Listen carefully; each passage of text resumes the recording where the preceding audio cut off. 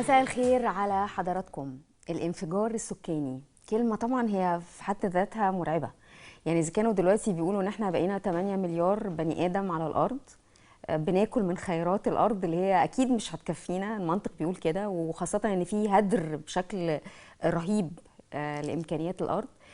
كمان 2080 بيقولك هنبقى 10 مليار، والناس بتاعت علوم الاجتماع وعلوم الجغرافيا بيقولوا ان احنا لا، ممكن نعدي الرقم ده بكتير. يعني بيتقال ان هيبقى 10 مليار 400، لا بيتقال كمان هيبقى اكتر من كده في 2080. خلينا نتكلم عن الانفجار السكاني ده وازاي العالم كله بيستوعبه وبيتكلم عنه. لان في ناس شايفه ان التعداد السكاني الزياده ده راس مال، يعني نوع من راس المال، ان يبقى عندك عدد من السكان كبير جدا تقدر تستغله، زي الصين وزي الهند. وتاني انا بضرب مثال كبير جدا بالهند، لان الهند كانت في وقت من الاوقات كان في الحصاله بتاعتها 10 مليون دولار، وده معناه انها ما عندهاش احتياطي نقدي خالص. لكن هم قدروا ان هم بفكر اقتصادي بحت جابوا راجل هندي دارس بره في احدى جامعات الاقتصاد المرموقه على مستوى العالم، وخلوه يحل مشكله الاقتصاد. الاول كان وزير ماليه، وبعد كده بقى رئيس الوزراء في وقت من الاوقات، اللي بيها قوم الهند على رجليها مره تانية. وعايزه اقول لكم انه بيتقال انه الهند في خلال السنه الجايه، السنه اللي بعدها، ممكن انها تبقى تعدادها السكاني اكبر من الصين. الصين قعدت من 1960 لغايه دلوقتي هي نمره واحد، هي سدس العالم في التعداد السكاني، سدس يعني 1/6، حاجه يعني رهيبه. لكن عايزه اقول هي 1,400,000، لكن عايزه اقول ان الهند هتتخطاها. تعالوا بقى نبص الصين بتبص للتعداد السكاني بتاعها ازاي. في 2016 الصين قالت انه طفل واحد وفقط، عايزين يقللوا الاعداد. اللي حصل انه علشان هم طبعا عندهم بحث علمي وفكر كبير، ابتدوا يتحكموا عن طريق الحقن المجهري في انه يجي ولاد. بما اني هخلف ولد، طفل واحد، انا هجيب ولد. وبقى ابتدت اعداد الولاد تزيد. فالصين ابتدت تدرك ان دي خطوره كبيره جدا على المجتمع الصيني، فوقفت من 2018 الفكر ده تماما. انا بقول لكم الكلام ده سنه 1980، حكايه الطفل الواحد. دلوقتي في 2016 وقفوا الفكره تماما، على اساس انه ابتدى يبقى ده بيهدد او خطر يهدد المجتمع الصيني. عايزين بقى يعملوا ايه؟ عايزين دلوقتي لا، عايزين يحافظوا على تعدادهم السكاني، عايزين يبقى في فكر مختلف، لان هم طبعا التعداد السكاني ده هو زي ما قلت راس مالهم. ابتدت المصانع تشتغل على الفكره دي، عشان كده عندهم عماله رخيصه، وعشان كده العالم كله ابتدى ينقل الصناعات. بدل ما امريكا كانت بتصنع عندها، لا بقت تصنع منتجاتها واسمائها عند الصين. الفكر بقى اللي داخلين عليه انه لا، كله هيبتدي يروح مثلا للهند. تخيلوا، يعني الصين نفسها ابتدت تودي صناعات للهند، عشان الهند التعداد السكاني فيها عمال يزيد. فبالتالي عشان يستغلوا الفكر ده ويستغلوا راس المال ده، هو مش راس المال طبعا، هو يعتبر يعني زي ما بيقول اسيتس، اللي هو الاساس بتاعهم، او واحد من رؤوس الاموال بتاعتهم، انه يكونوا بيستغلوا الناس في انه يكون في عماله يعني مش مكلفه. خلينا نتكلم بقى على مصر. احنا مصر فكره ان يبقى عندنا ناس كتير دي حاجه برضو مش غلط، لكن الغلط انهم يبقوا كلهم قاعدين في اوضه واحده، سايبين البيت كله قاعدين في مكان واحد. ودي الخطوره. والمكان الواحد ابتدينا علشان نعرف نعيش، ابتدوا يحصل تعديات على الارض زراعيه، فعندنا بقى المشكله بتاعت الاستيراد ومشاكل تانية كتير جدا جدا ابتدينا نعاني منها. يمكن الدوله بتقف فيها بشكل كبير قوي، لكن لسه بنعاني وهنفضل نعاني. ابتدينا بفكر جديد زي العاصمه الاداريه الجديده وزي المدن الجديده، وعاملين نتوسع، والدوله بتعمل بنسبه كبيره اللي عليها. طب احنا بقى، احنا كشعب عاملين ايه؟ لسه بنسمع الولاد عزوه، لسه بنسمع اجيبهم واشغلهم انا واقعد انا وولادي يشتغلوا. طب التعليم، طب اخلاقهم، طب ما هيطلعوا مش هيلاقوا حاجه ياكلوها، مش مهم يعني. لسه الفكر ده مسيطر علينا، مع انه بيتحارب بقاله سنين طويله. وعلى فكره النمو السكاني ابتدى يقل عن زمان على مستوى العالم، ما بتكلمش على مستوى مصر. عشان كده معدلات النمو مهما تزيد، الاقتصاديين يقول لك ايه؟ لا، قبل ما تبص على معدلات النمو عماله تزيد، لا بص لي بقى على معدلات النمو السكاني، عشان ده بياكل ده. الزياده في السكان عماله تاكل في الخزين بتاعنا في المنتجات بتاعتنا بتاكله. انا حطيت في نفسي كده تخيل، قلت ايه؟ ازاي ممكن نوصل لمرحله في العالم كله مش بس في مصر ان ابني ماسك او حفيدي يمكن احنا ما نلحقهاش ان شاء الله، يعني ربنا ما يخليناش نلحقها، ان ممكن احفادنا واولادنا يبقوا ماسكين بنادق علشان عايز يدافع عن لقمه العيش بتاعته، عشان مش عارف يشرب، عشان احنا باين عندنا فقر مائي بقاله سنين على مستوى العالم. حفيدي مش عارف يشرب فماسك بندقية عشان ياكل، مش عشان يدافع عن بلده، عشان ياكل. العالم كله ممكن يوصل للمرحله دي، ويمكن شويه كورونا وحرب بتحصل بعيده عننا، لكن بصوا العالم كله متاثر بيها ازاي. لازم نكون بنعيد طريقه تفكيرنا تاني، وتبقى في حملات توعيه كبيره، واحنا نبتدي نغير نفسنا، ان احنا نعلم ولادنا كويس ونربيهم كويس ونطلعهم ناس مبدعه وبتفكر وصحتهم كويسه وامورهم كلها بخير. ده هيحصل امتى؟ مؤتمر السكان العالمي كان من الشهر اللي قبل اللي فات، ويمكن الرئيس كمان حضر مؤتمر غاية في الأهمية بنتكلم فيه على التنمية وعلى الصحة وعلى التنمية العمرانية والسكان بشكل عام. ودايما في كل المؤتمرات الرئيس بيتكلم والناس بتتكلم على الزيادة السكانية في مصر، وازاي نحاول ان احنا عمالين الناس بتشد عشان نلحق نسيطر على الزيادة السكانية دي، انه الناس دي تاكل، الناس دي تشرب، الناس دي تعيش، الناس دي تبقى صحتها كويسة، يبقى في معدلات دخل معقولة. لكن طبعا مش عارفين.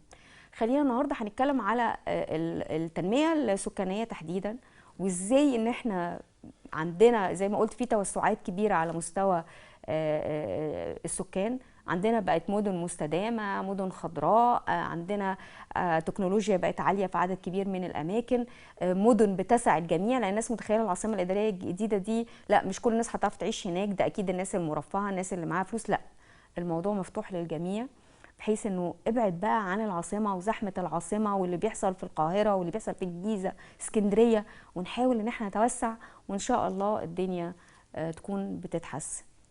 النهارده بعد الفاصل هنلتقي استاذ محمود داوود، وهو متخصص في ملف التنميه العمرانيه والمدن المستدامه. بعد الفاصل.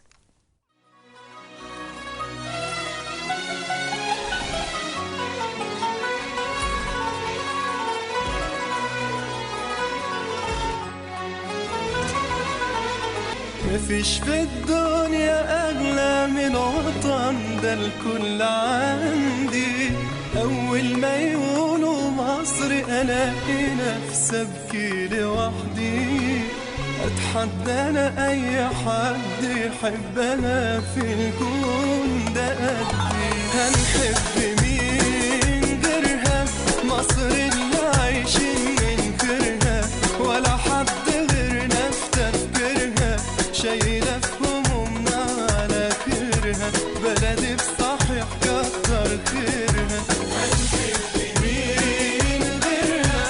مصر اللي عايشين من خيرها، ولا حد غيرنا في تفكيرها. شايلة في همومنا على خيرها، بلدي بصحيح كتر خيرها.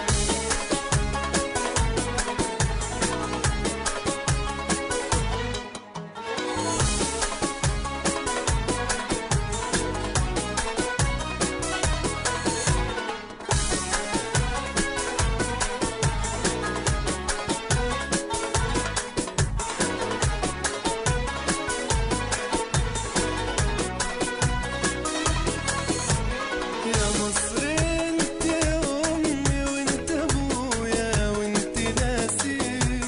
في كل مكان بروح ويقولوا مصري رفع راسي.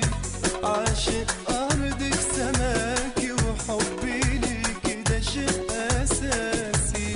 يا مصر انت امي وانت ابويا وانت ناسي. في كل مكان بروح ويقولوا مصري رفع راسي.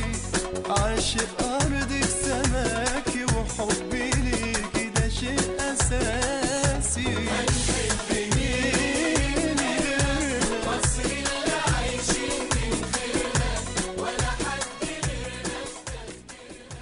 شايلة رجعنا لحضراتكم مرة تانية، منورنا في الاستوديو الأستاذ محمود داوود، متخصص في ملف التنمية العمرانية والمدن المستدامة. يا أهلا وسهلا. يا اهلا وسهلا بيك. أخبارك إيه؟ الحمد لله في احسن حال. تفتكر كده قبل ما نبتدي ندخل في الحاجات الجد وبشكل من وجهة نظرك كده، ايه المتسبب في ان احنا عندنا الثقافه بتاعت العزوه وعيال كتير ومهما يحصل. وكان زمان في حملات لحكايه يعني تنظيم الاسره لو تفتكر، كانت قويه جدا جدا، ومع ذلك برضو تاثيرها طفيف مش اللي احنا متخيلينه.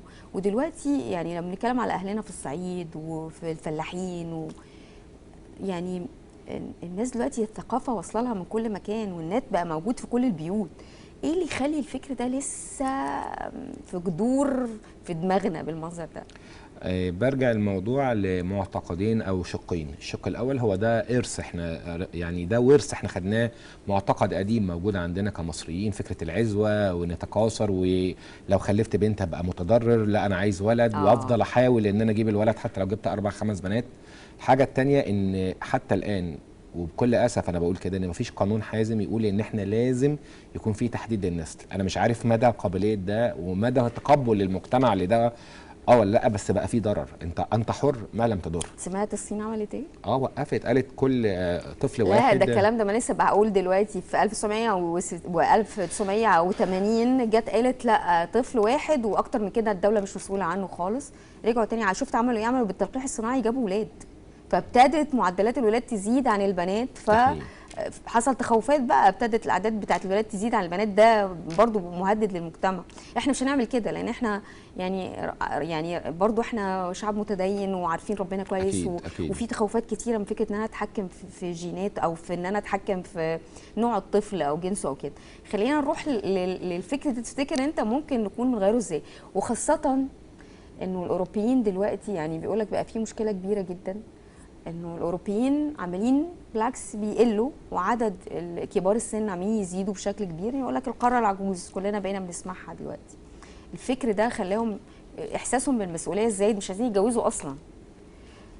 في مشكله حصلت ان هم بقوا يستوردوا الكفاءات من العالم العربي ومن العالم كله، والكفاءات ابتدت فعلا تهاجر للعالم دي، وفاتحين ابوابهم على مصراعيها. يقول لك التعليم ببلاش في بعض الدول، تعالوا هاجروا هنديكوا الجنسيه، ويبقى في جنسيه اكتر من جنسيه ممكن تحافظ. يعني كان يقول لك لا مش لو مثلا رحت المانيا لا ما تاخدش غير الجنسيه الالمانيه، لازم تتنازل عن جنسيتك.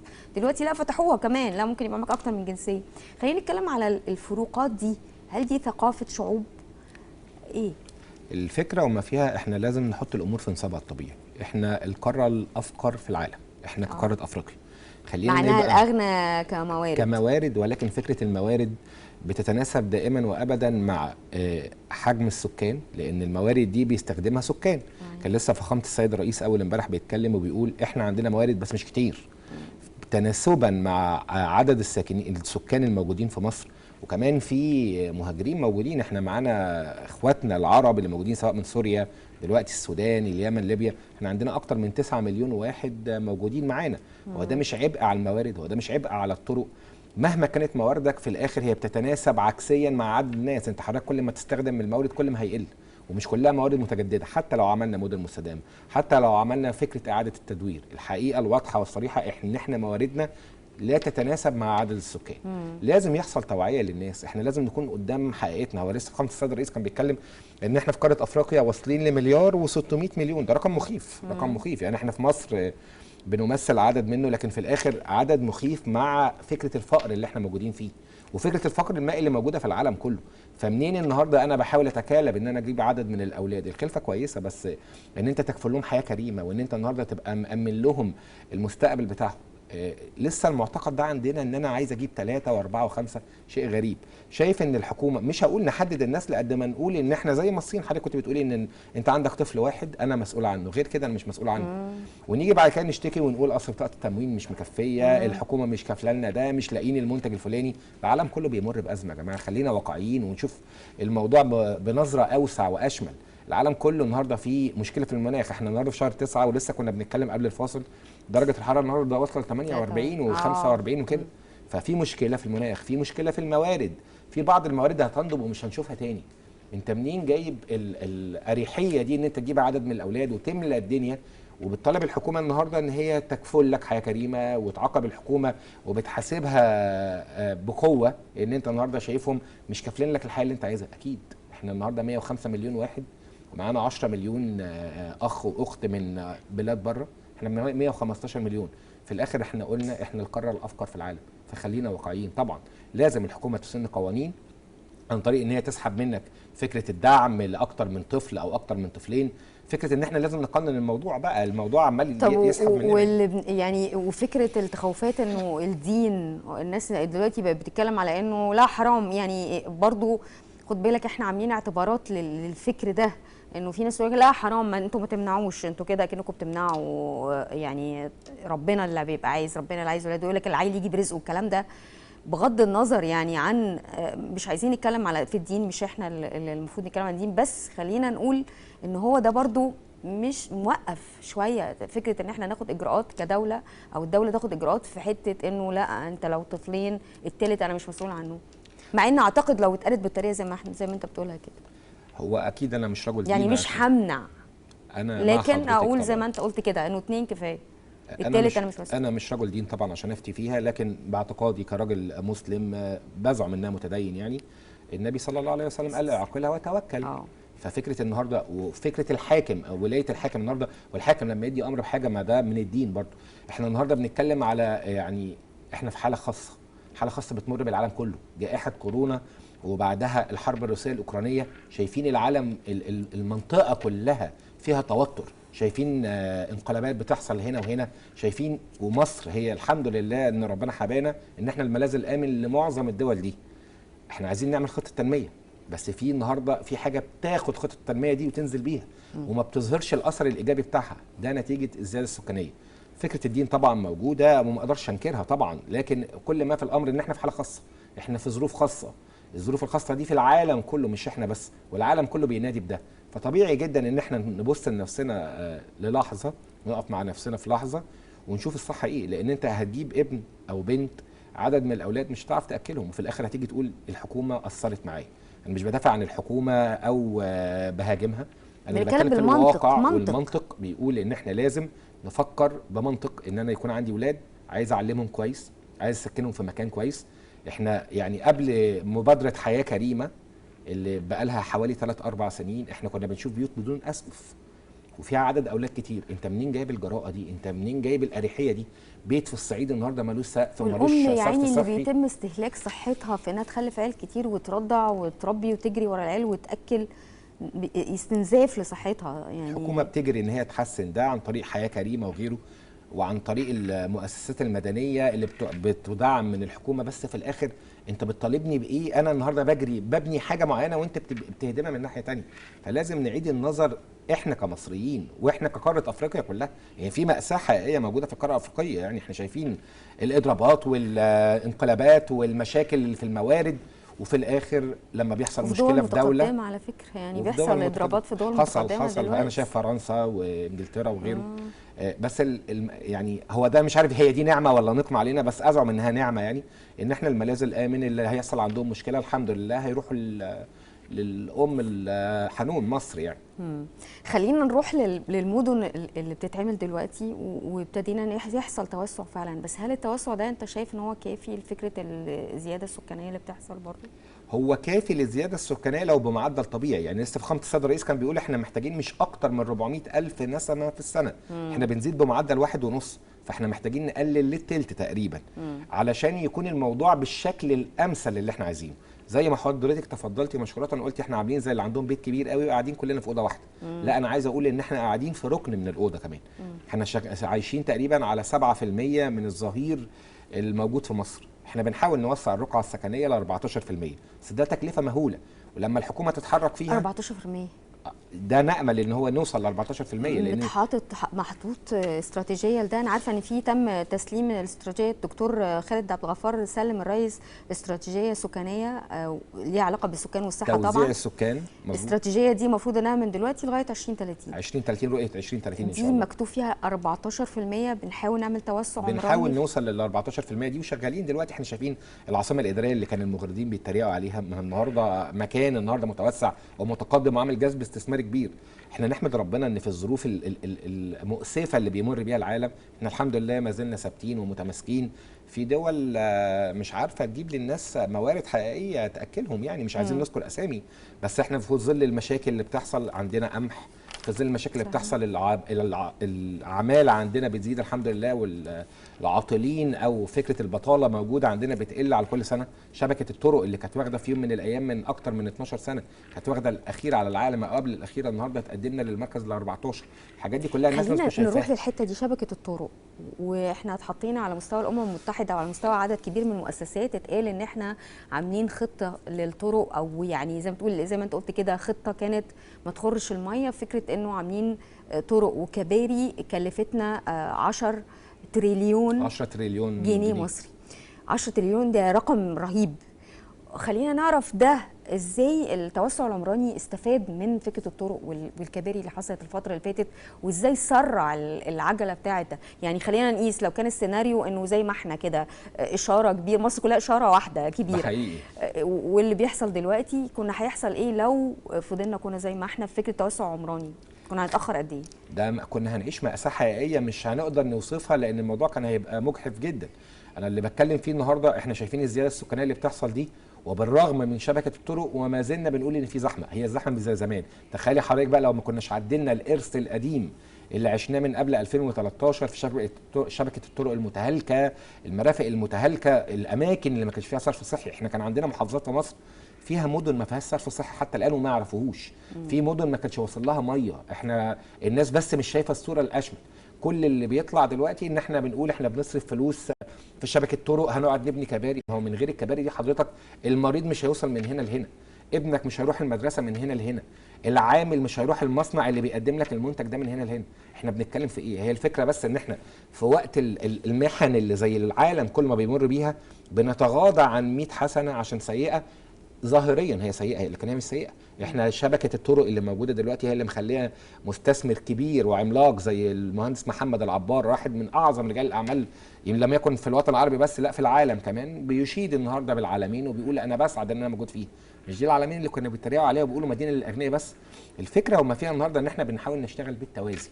انا شغال على السكن القومي والراجل البسيط المتواضع اللي هو بيمثل شريحه كبيره من المجتمع، بالتوازي على العشوائيات. وده اهم مشروع اتعمل، قضاء على العشوائيات، ده كان انجاز. المدن الخطيره، المدن الغير قابله للسكن النهارده زي الزرايب وعش الدبابير وكذا والتل العقارب، كذا حته في مصر كانت موجوده كانت كوارث. النهارده اتفرجي حضرتك لو نزلت صلاح سالم اتفرجي على المكان عامل ازاي، البيوت الاسلاميه اللي شكلها شيك. الناس النهارده انا ساكن في المقطم، اتفرجي حضرتك على حي الاسمرات، كومباوند محترم يعني.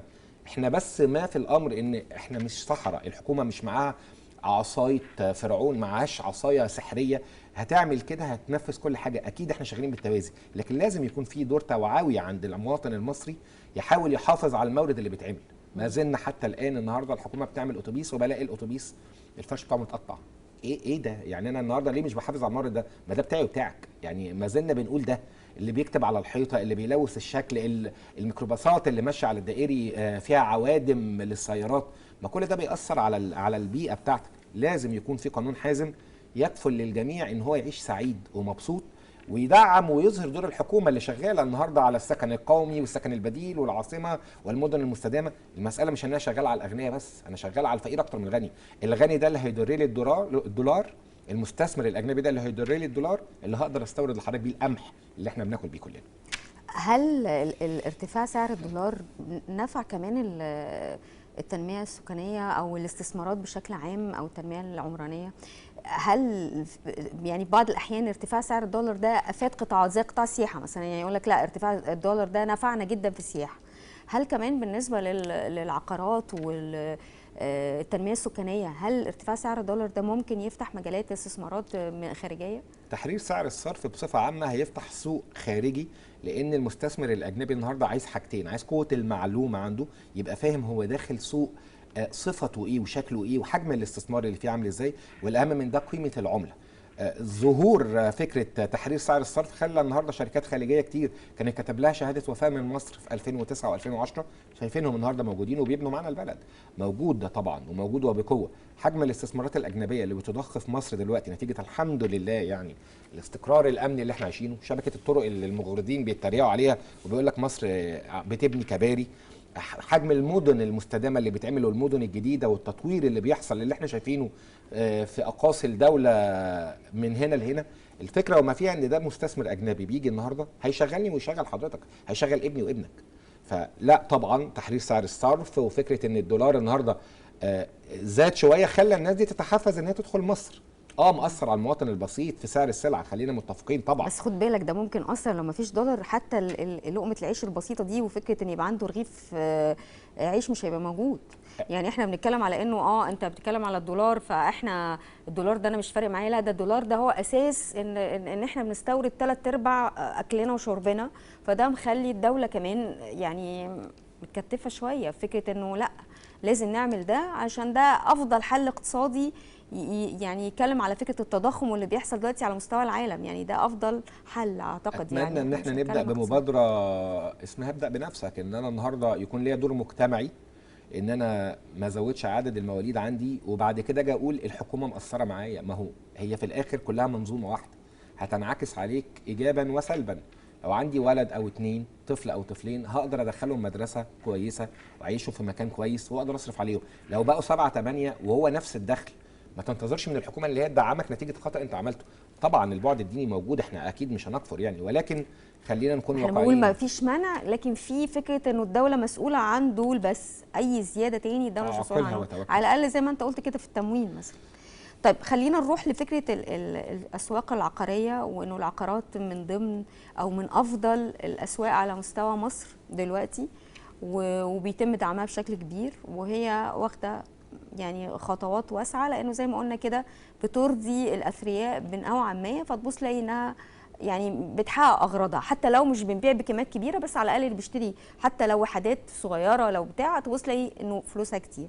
خلينا نتكلم على انه العقارات في مصر، هل هي هتفضل فقط للاغنياء للاثرياء؟ المدن اللي بيتم توسعتها دي عايزين نوضح برضو، لان الناس متخيله العاصمه الاداريه فيها تقدم علمي وفيها تكنولوجيا وفيها طاقه شمسيه وفيها سمارت هاوسز وبتاع. خلينا نتكلم ده يخلي ناس الطبقه المتوسطه والناس اللي هي دخلها محدود ترجع ورا.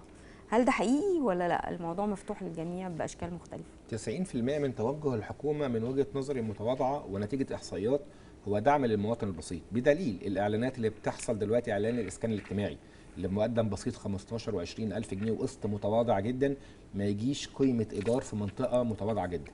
ده رقم واحد. نطلع على مكان اكتر شويه، السكن، احنا بنتكلم على السكن البديل والسكن الاجتماعي. بعد كده بندخل على حاجه اللي هي اقل من المتوسط مساحات، مش عارف مسموح لي اذكر اسامي المشروعات ولا لا؟ لا مش هنذكر اساميها، بس بيطرح وحدات مساحتها 115 و120 متر للمواطن العادي اللي هو بيمثل السواد الاعظم من المجتمع، حاجه اعلى شويه فوق المتوسط. الدعم بيبقى من البنوك بتاعتنا ولا الدعم من الشركات نفسها؟ شركات العقارات هي اللي بتدعم، ولا الخطه ايه؟ فكره انه ممكن انا اقسط، ممكن يبقى في طرق مختلفه للسداد. الدعم بيبقى ضمني جوه الوحده، بمعنى ان الوحده دي النهارده لو بتبيعها حضرتك جدلا في شركه قطاع خاص هتبيعها ب 2 مليون جنيه، في حين ان الحكومه بتبيعها لك ب 600 700 الف. الحاجه الاقل من كده النهارده السكن الاجتماعي، مساحه الشقه معقوله جدا 90 و95 متر، متشطبه بالكامل، وفي بعض الوحدات كانت متسلمه كمان بالفرش بتاعها وبمقدم 20,000 جنيه. ففكره ان احنا مش بندعم المواطن البسيط، هو الاماكن اللي معمول فيها السكن الاجتماعي ما هي اكتوبر اللي هي غرب القاهره اللي فيها كومباوندات فيلات بتوصل لعشرات الملايين، هي جنب السكن الاجتماعي، احنا مش بعاد عن بعض. فكره ان الحكومه النهارده بتدعم المطور ان هو يعمل سكن متوسط وتدي له سعر الارض بقيمه معينه، موجود طبعا. يعني شروط لاي مستثمر جاي يعمل كومباوند او جاي يعمل مشروع للاثرياء ان لازم يعمل حاجه اجتماعيه بشكل او باخر. هو القرار الوزاري بيبقى متصرح فيه انت هتعمل سكن فاخر ولا سكن متوسط ولا فوق متوسط. هي الفكره النهارده من الاول، انت النهارده فرضا هتاخد ارض لسكن متوسط انت بتاخدها بقيمه معينه، لو هتعمل سكن فاخر انت بتاخدها قيمه ثانيه خالص. الفكره وما فيها ان الحكومه بتعمل تنوع في المنتج ده، لكن احنا النهارده مدعمين. انا عندي اكتر من 250 الف اسره اللي هو بيوازي حوالي 1.5 مليون فرد موجودين النهارده في السكن البديل خلال 2022 والسنه دي زادوا. احنا بنتكلم في اماكن ما كانتش مأهوله للسكن باي شكل من الاشكال. انا كنت لسه بحكي لحضرتك على الاسمرات في اسكندريه النهارده، بشاير الخير 1 و2 و3، اماكن كتير في مصر النهارده فخامه السيد الرئيس بيروح يفتحها بنفسه. ليه بنغفل ده كله ونيجي نقول اصل هي مدينه الاثرياء؟ يا جماعه المساله مش كده، هي المساله معادله. الثري ده او الراجل الاجنبي المستثمر الاجنبي ده لما يلاقي فرصه عندك استثماريه هيجي لك، زي ما كنت بكلم حضرتك على المهندس محمد العبار، ما ده مستثمر خليجي، لو مش لاقي عندك فرصه استثماريه مش هيجي فعلا. يعني حتى مش يجي يصيف عندك، لما يجي النهارده ويفتح استثمارات في مصر، ما اللي شغال فيها مصري. ما العامل من اول العامل البسيط اخونا اللي بيقدم شاي وقهوه او اللي واقف على البوابه طبعا. لحد كبير المهندسين ده هناك، ما ده اكبر مصري. طريقه لمكافحه البطاله. وهو ده اللي احنا بنتكلم فيه. ففكره لازم اعمل نقط استثمار، جذب استثماري قويه عشان الراجل ده يجي لي، فاقدر ادخل دولار، فاقدر ابني لحضرتك السكن البديل اللي انت بتبص عليه.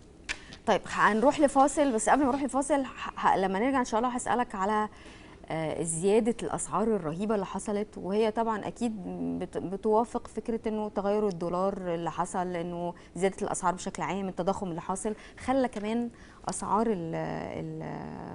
الوحدات سواء بقى شقق أو غيره أسعارها ترتفع جدا بشكل يمكن يكون مبالغ فيه.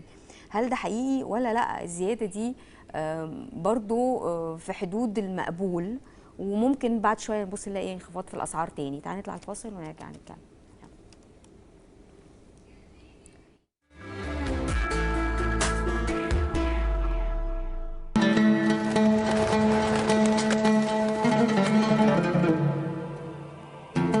مفيش حق أغلى من بسمة صافية بعد طول حزن وألم، ولا حق أغلى من حقوق البشر في الحياة. بالعدل والمساواة وتكافؤ الفرص، بالأمن والأمان، بالسكينة والسكن داخل وطن واحد بيضمنا. ابتدينا رحلة الأمل والعمل والإنجازات. القرار تحقيق نهضة حضارية، والبداية كانت مسيرة عمرانية. اتكلمنا في الإسكان، ودي كانت أحد الإشكالات اللي بتقابل مصر، وأفرزت حجم من العشوائيات في التمدد العمراني. وبالتالي احنا قلنا لا، هنخش كدولة هنعمل حاجتين: هنعمل إسكان لكل الطبقات، في الإسكان الاجتماعي وفي الإسكان المتوسط وفوق المتوسط. احنا ما حطيناش سكن شقة، احنا حطينا مجتمع. كان التحدي فوق التصور، وأزمة الإسكان كانت كل يوم بتكبر، وكان التغلب عليها قرار برد الاعتبار لملايين من شعب مصر. صورة حضارية مشرقة لتسهيل حياة الناس. بالعزم والإصرار بنفتتح كل يوم طاقة نهار، وبالتنمية والأمن والأمان بنضمن حقوق الإنسان. ولسه نفضل نشتغل ونشتغل ونشتغل حتى نغير واقعنا. اسلمي يا مصر إنني الفدا، ولتظلي جنة وسرمدا. دامت سماؤك بردا وسلاما، للنعيم موطنا وموعدا. لك يا مصر السلامة وسلاما يا بلادي. إن رمى الدهر سهامه، أتقيها بفؤادي. واسلمي في كل حين.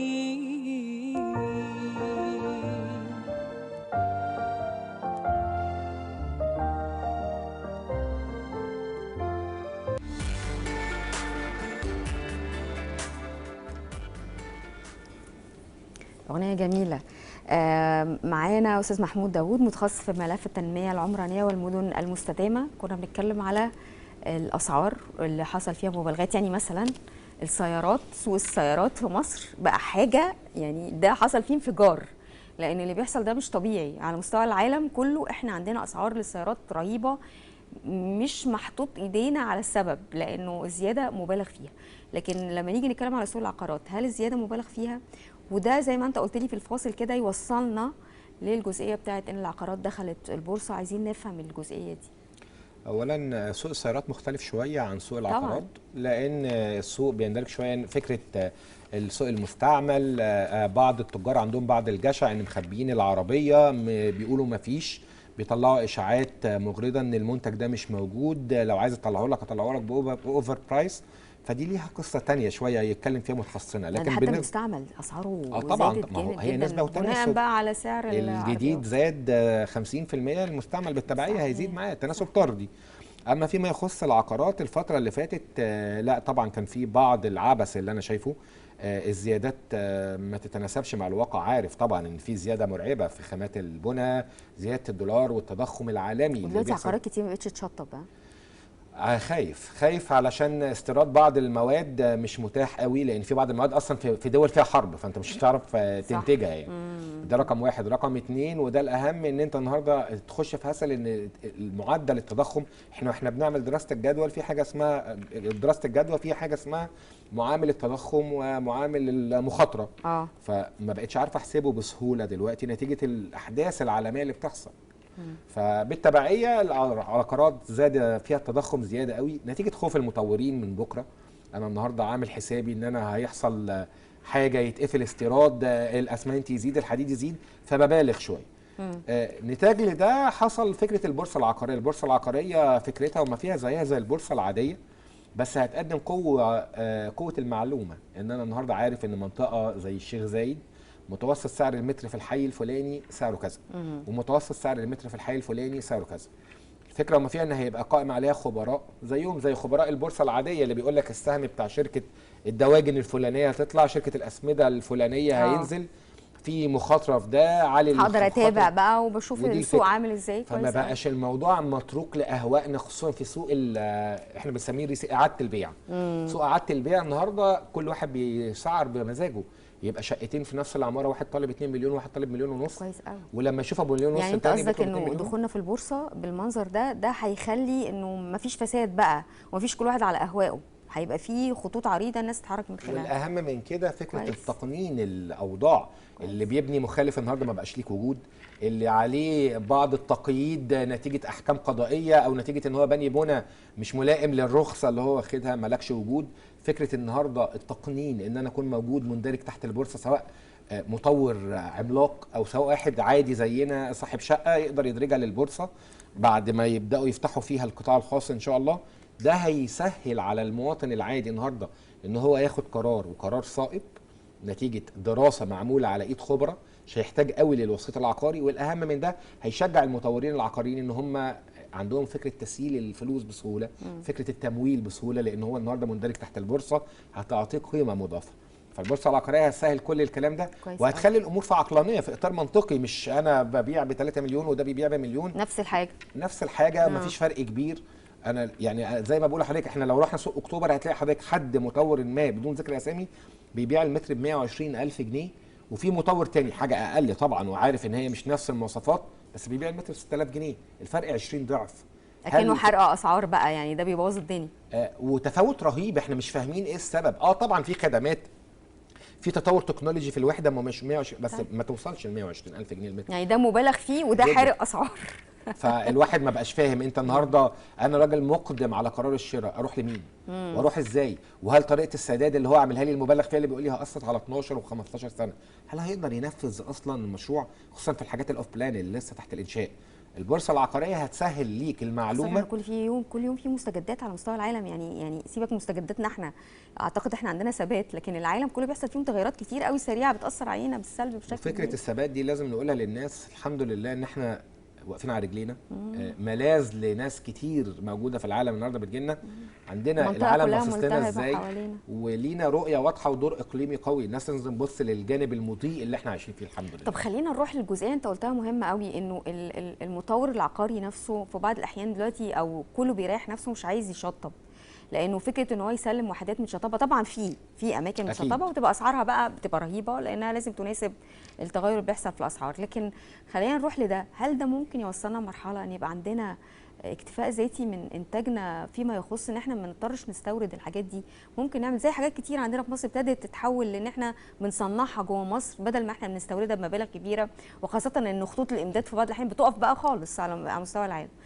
فده ممكن كمان يكون بيحصل او فعلا حصل في بعض المواد اللي محتاجه للتشطيبات والبناء بشكل عام، ابتدينا نشوف مصريين بينتجوا حاجات تخص البناء وغيره. ليها بعدين، لها بعد ايجابي اللي حضرتك بتتكلمي عليه مشكورة، يعني ان اكيد هيبقى عندنا نوع من الاكتفاء. هنحاول ندور على البدائل اللي هي البدائل المصريه، مش لازم تجيب الحاجه الاسباني والالماني، لان مش هيبقى سهل عليك في ظل تضخم العمله الاجنبيه. طبعا. هتضطر ان انت تجيب الحاجه بثلاث اضعافها. لكن ليها بعد تاني سيء، فكره النص تشطيب، ان هي تتنافى مع الهدف الاسمى اللي عندنا اللي هو تصدير العقار. ان احنا نبيع للمواطنين الاجانب، واحد وارد من الخارج سواء اجنبي اوروبي او من الخليج، الراجل ده مش هيدخل يشتري شقه نص تشطيب. خلينا نكون متفقين، الراجل ده عايزها ترنكي، الراجل ده عايز يدخل يفتح الباب يلاقي كل حاجه موجوده. فبالتبعيه ده لو لازم يقدر كمان نعمل يبقى بالاساس كمان، يعني لو احيانا من كتر ما هو ما عندوش وقت، هو جاي مثلا يقضي وقت كام شهر او شهر حتى، ما عندوش مجال ان هو يقعد. فلازم نعتمد على نفسنا فكره التشطيب والمصانع، ونخرج بقى بره عقده الخواجه ان انا لازم اجيب الحاجه تبقى الماني وايطالي. لا، احنا نقدر ننتج ده ونحاول ننتج ده ونشوف الحاجات دي بتنتج ازاي. يعني احنا عندنا مصانع سيراميك يعني بتصدر للعالم كله، يعني بدون ذكر اسامي. فاللي خلينا نعمل ده يخلينا نوصل لمرحله انه احنا بندور على الاسواق بتاعتنا محتاجه ايه. لا، ممكن مستثمر وممكن رجل اعمال وممكن ناس بتعمل صناعات تغير اتجاهها وتروح للحتت اللي مصر فعلا محتاجاها الفتره القادمه دي. لازم ندعم الصناعه المحليه، والحكومه فاتحه ايديها لفكره التدعيم الاستثمار والصناعه المحليه، بس احنا نخرج بره اطار عقده الخواجه انها لازم نكون جايبها ميد ان جيرماني. يا جماعه لا، الوضع الامور اتغيرت على فكره، والعالم دلوقتي اختلف تماما، وخريطه العالم نفسها القيادات بتختلف من والى.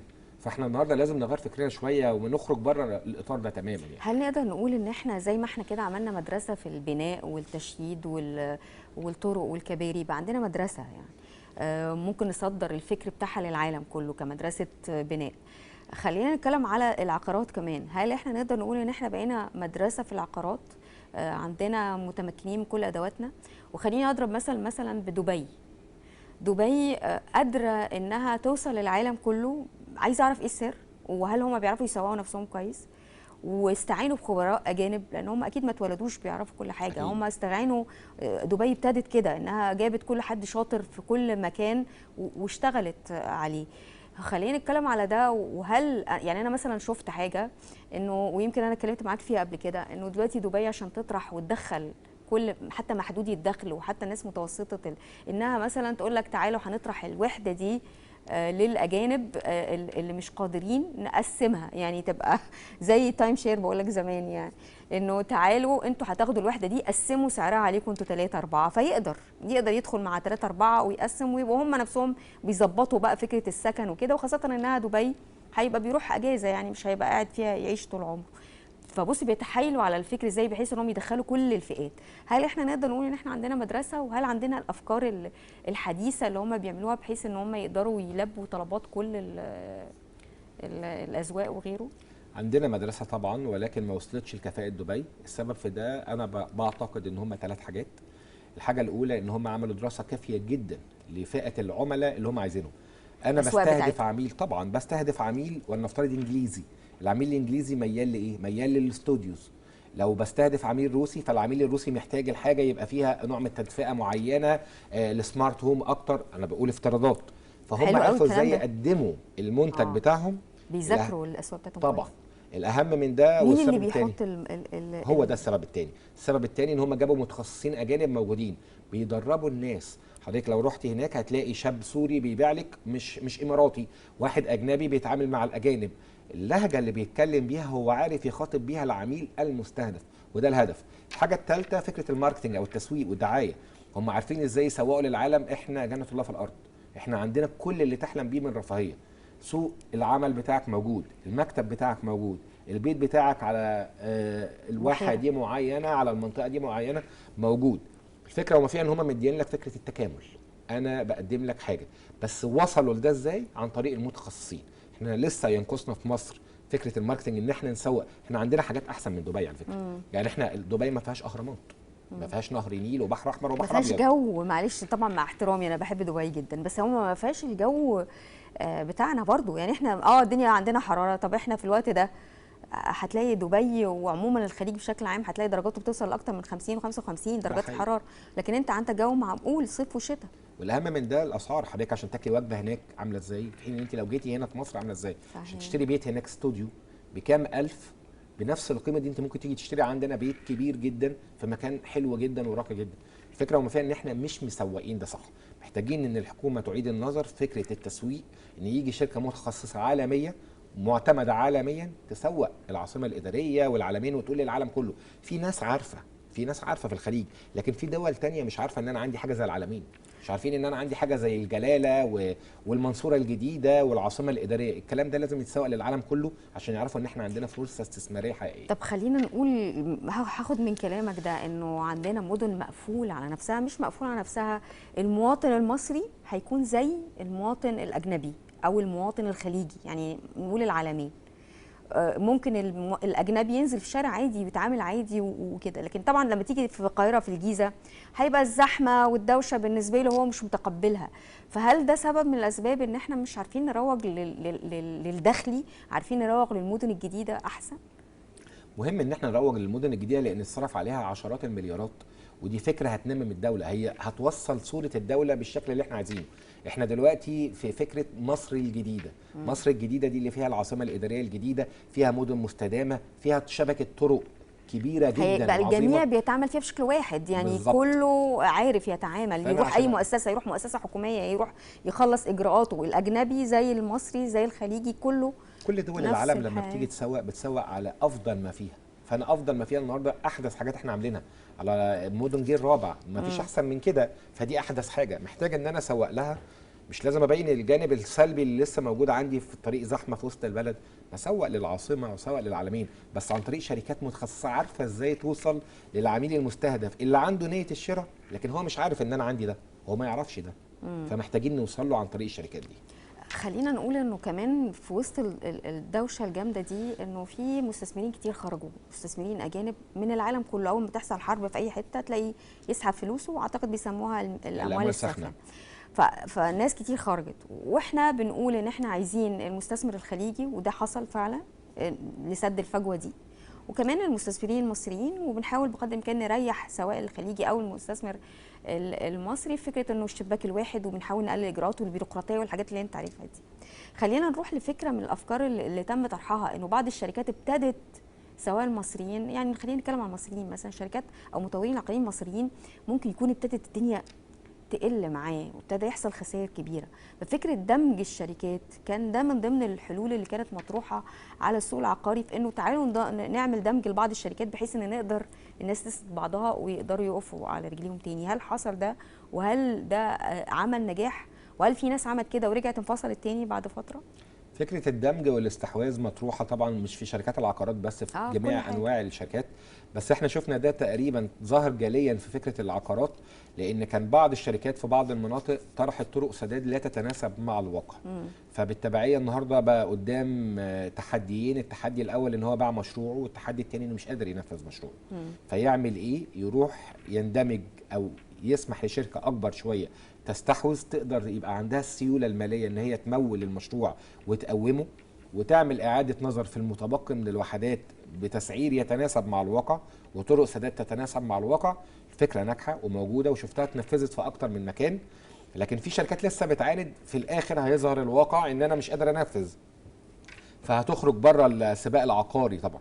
لكن اللي انا بامله الفتره الجايه ان يبقى في غرفه التطوير العقاري تحديدا، ويعني يرأسها احد المطورين العقاريين الافاضل ويعني عضو مجلس شعب محترم، ان يبقى ليها دور قوي في فكره طرق السداد، لان العميل المصري النهارده بيشوف طرق سداد غريبه شويه لا تتناسب مع الواقع، توصل ل 15 سنه، في حين ان الواقع ما بيقولش ان انت تقدر تنفذ بطريقه السداد دي. يعني بالعكس، يعني انا دلوقتي جاي اشتري اي وحده من الوحدات، لو قال لي 15 سنه اخاف؟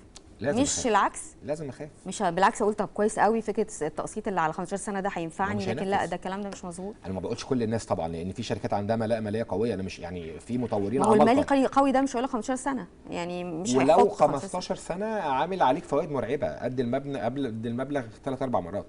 فهو وعنده شركه التمويل الخاصه بيه او البنك اللي يكفله. لكن مطور بسيط لسه ظاهر على السوق العقاري ويعمل 12 و15 سنه، انت اكيد مش دارسها، انت اكيد مش فاهم انت بتعمل ايه. النتيجه ان انا هسمع عن واحد مش موجود ما نفذش وبيقول للحكومه الحقيني. فلازم غرفه التطوير العقاري اتمنى ان يبقى ليها دور في ده، ان في حد اقصى سنوات السداد، لان مش هتقدر تنفذ. الواقع بيقول كده، احنا مش هنتحدى الطبيعه، احنا بين ليله وضحاها حصل الحرب الروسيه الاوكرانيه مع تعويم، مع بعض الحاجات اللي حصلت خلت النهارده الاسعار ضعفت المره واثنين وثلاثه. هتنفذ ازاي؟ فلازم النهارده يبقى في دور قوي لغرفه التمويل العقاري، يفرض على المطورين ان هم ما يخرجوش بره اطار معين يندرج تحت العقلانيه بس. خلينا نتكلم على المطورين العقاريين وفكره انه التنميه العمرانيه المستدامه والخضراء وبنتكلم على القرى الذكيه والعقارات الذكيه. خلينا نشوف احنا وصلنا لفين في المراحل دي، وهل دلوقتي المطورين العقاريين عندهم بنود كده لازم يتحركوا من خلالها في حكايه انه انت عشان تبني عقار لازم يكون ذكي، لازم يكون صديق للبيئه. اقول ذكي دي كده كده اللي بيشتري بيبقى عايز حاجه سمارت، لكن انها تبقى خضراء ومستدامه دي، هل المطورين العقاريين جاي لهم اوامر ان لازم تنفذ ده؟ منها في خطه استراتيجيه للعالم كله فكره انه يبقى صديق للبيئه. هو في مواصفات معينه بتبقى موجوده لما حضرتك بيطلع لك القرار الوزاري او الرخصه اللي تخص المبنى اللي هتبداه. وندي افتراض يعني العاصمه الاداريه، لازم حضرتك يكون المبنى بواجهات زجاجيه عامله ازاي تدخل الشمس، لازم يكون في الواح ذكيه للطاقه الشمسيه تستغل بيها الطاقه الشمسيه، لان الكهرباء مورد غير متجدد عشان نكون متفقين، لان بتعتمد على السولار، واحنا شفنا اللي حصل الفتره اللي فاتت. الاهم من كده النهارده المساحات الخضراء اللي حوالين حضرتك، والمساحات الخضراء دي هيتم يعني اهدار الميه فيها ولا لا، فلازم يكون وهل فيها ميه مجسات. ريسايكلد ومعالجه طبعاً ولا طبعاً ميه من ميه الشرب، وفيها حضرتك سنسورز او حساسات بتطلع الميه امتى، مش فكره ان انا ماشي الاقي ميه مفتوحه على بالغمر ده عبث يعني. احنا زراب بنشوف الغمر. يعني بنشوف بعض المظاهر لا تتناسب بشكل او باخر مع المنطقه. اللي يعني جاي بيسكن لو هو عنده درجه من الثقافه الكلام ده بيضايقه جدا، يعني ممكن يخليه ما يشتريش اصلا انه يشوف مياه مهدره بالمنظر ده. دلوقتي ناس بقى عندها ثقافه، بينفروا مننا العميل الاجنبي لما يشوف المنظر ده. تعبناك معانا النهارده، بس احنا استمتعنا في كلامك وعرفنا معلومات كتير جدا. بنشكرك على وجودك معانا النهارده، نشوفك تاني قريب يكون الامور اتحسنت شويه ان شاء الله. الاستاذ محمود داوود متخصص في ملف التنميه العمرانيه والمدن المستدامه، نشكره شكرا جزيلا ونشوفكم ان شاء الله على الحلقه الجايه.